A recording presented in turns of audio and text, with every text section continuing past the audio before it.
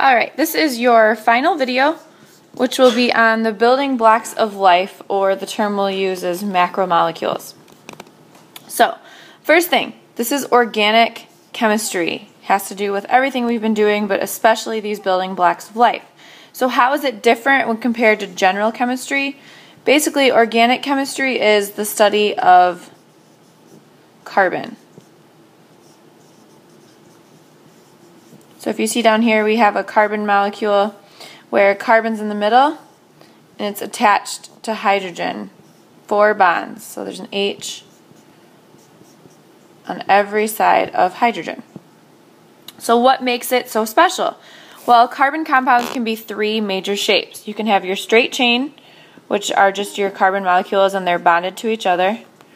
You can have branched, so they're like this, but then they will branch down to more chains, so these are going to be more complex molecules, and they make the ring molecules, which we'll get into a little bit more later. So while we're talking about this, let's also talk about macromolecules. So there's the term micromolecule versus macro. Macro means large. So they're giant molecules made up of hundreds or even thousands of smaller units called monomers. So these terms you need to be familiar with. So a monomer links to form a polymer. Okay, these are words you will see on your test. And just think, mono means one or single, poly means many. So a little bit more. So a carbon atom and a carbon atom make a carbon molecule. Hopefully we're okay on that. But 2 carbon molecules together make a macromolecule. And then polymers, back to this term, are the repeating units of identical compounds. So many monomers is going to make a polymer. So to put it all together just in terms of size. So an atom is smaller than a monomer makes a polymer, and then many polymers make a macromolecule. So down here, the circles represent your monomers, which bond. This whole thing is a polymer chain. So they're made of the smaller compounds, like we said. They're put together in a process called dehydration synthesis. So it means water removed.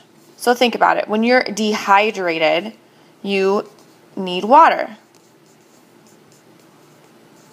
So just think about it. When you get dehydrated, you need water because you've either sweat all your water out or you just haven't had a lot of water to drink lately. So that's when you're dehydrated. So you need water. So the water's removed just like it would be if you were dehydrated. And as the water is removed, which is this little guy right here, it bonds together.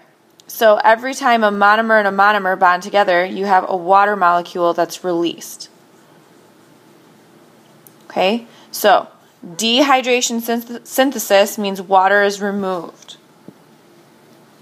Now, when molecules break apart, or organic compounds I should say, you gain water. So water must be added to break it apart. So as you can see in this picture here, water's added, then these bonds break apart, and then you have one here and one there.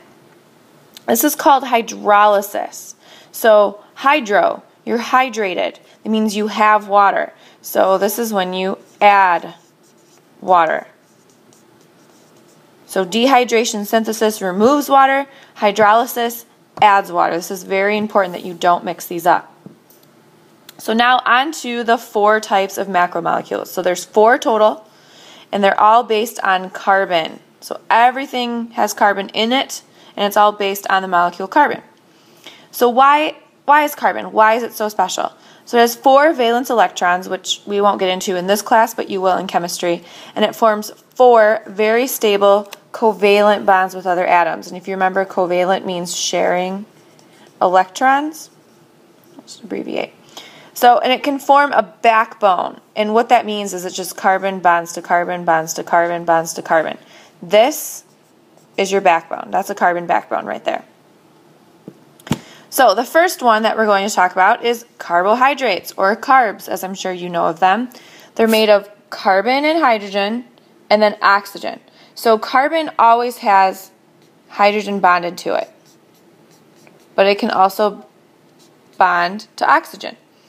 But carbs are a major source of energy. So if you needed an instant source of energy, most people do something like an energy drink, which, yes, it has the caffeine, but it also has sugar.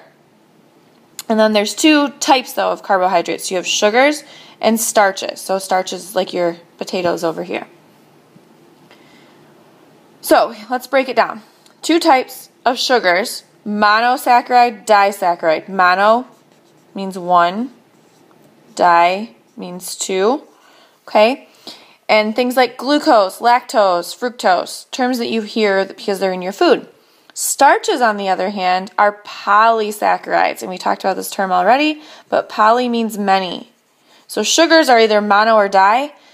Starches are your polysaccharides. And starches store energy. Pasta, bread, people will carb load before a race or a swim meet or something like that. They're storing energy. Next is lipids. So lipids, or another name for these, are your fats. Now there's good fats and bad fats. And these are just mostly carbon and hydrogen. They store energy to a point, but they're also insulation and protection. So if we had no fat in our body, you would be cold all the time.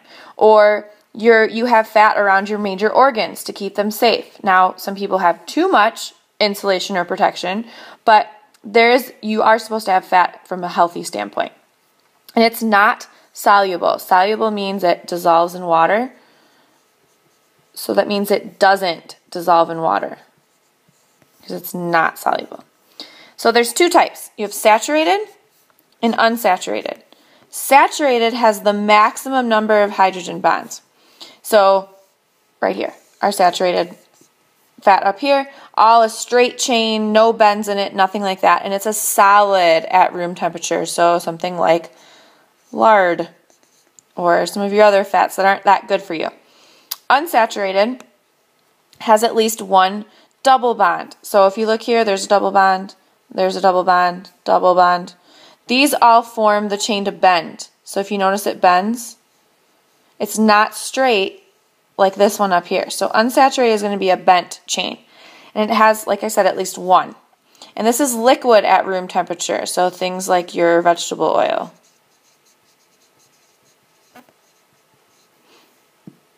Next up is proteins.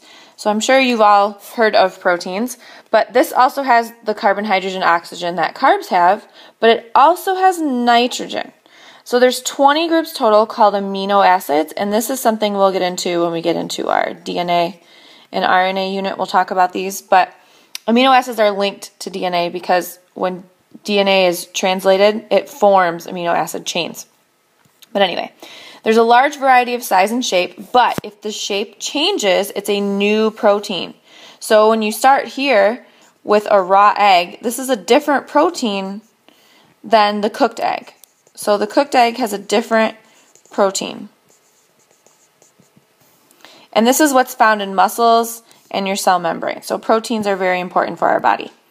And the last thing is nucleic acids. So this has the hydrogen, oxygen, and carbon of carbs. And it also has the nitrogen of a protein, but it has phosphorus. So nucleic acids have the most elements in them. These store and transmit your genetic info, like our double helix over here. And it's made up of something called a nucleotide. And we'll talk lots and lots about the polymers and the monomers that make up macromolecules, but this is one of the bases of nucleic acids. It's a nucleotide. It's a small repeating subunit. It has 3 parts to it, which is right here. So we have a sugar, a phosphate, and a nitrogen base. And as you remember, the sugar has C, H, and O. The phosphate is going to have the phosphorus, and the nitrogen base has the nitrogen. So that's where those 3 things up here come from. And then there's only 2 types, and I bet you can name them. They are DNA and RNA.